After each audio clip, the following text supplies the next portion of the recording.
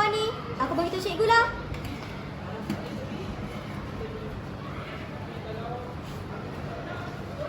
Alah, kita orang gurau je. Asal nak sibuk.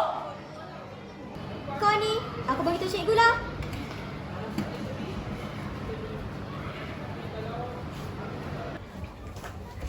Cikgu, cikgu. Cikgu, ada orang membuli dah dalam kelas saya. Oh, ya ke? Tak apa. Esok saya siasat.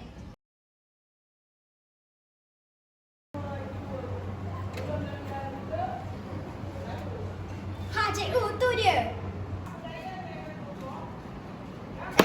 Awak dah kenapa? Mukri? Pergi minta maaf kat dia.